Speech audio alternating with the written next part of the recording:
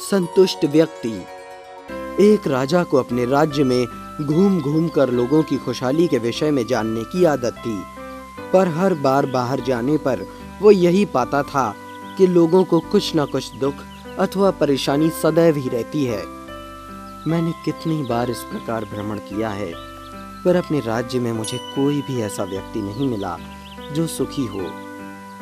क्या मेरे राज्य में ऐसा कोई व्यक्ति नहीं है जो अपनी जिंदगी से पूरी तरह संतुष्ट व सुखी हो? घोड़े पर सवार होकर राजा ऐसा सोचते हुए एक गांव के समीप से गुजर रहा था। उसने एक वृद्ध व्यक्ति को देखा जो खेत में खुदाई कर रहा था। वृद्ध व्यक्ति तेज धूप की परवाह किए बिना अपने काम में मगन था।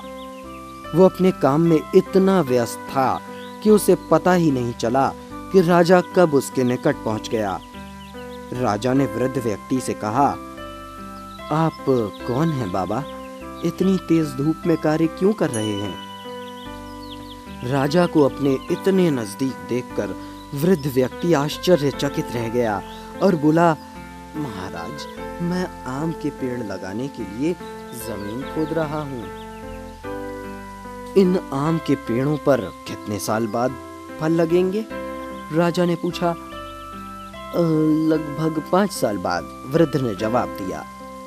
राजा ने कहा, फिर आपके लिए इस पेड़ को लगाने का क्या फायदा? आप तो व्यर्थ में ही काम कर रहे हो।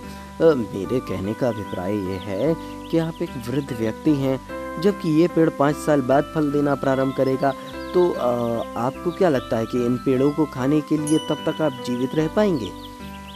वृद्ध व्यक्ति राजा की तरफ मुस्कुराते हुए घूमा और बोला, महाराज, मैं इस पेड़ को इसलिए नहीं लगा रहा हूँ कि इसके फल मुझे खाने हैं।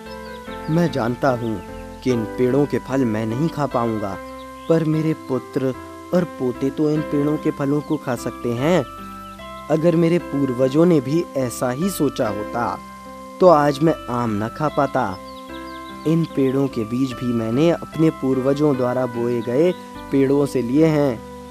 ये सुनकर राजा बड़ा प्रसन्न हुआ कि उसे कोई एक व्यक्ति तो ऐसा मिला जो अपनी जिंदगी से संतुष्ट है।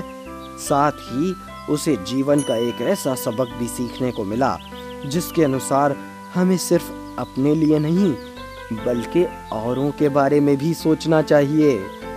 इस कहानी से हमें शिक्षा मिलती है कि निस्वार्थ किया गया कार्य ही हृदय को संतुष्टि प्रदान करता है।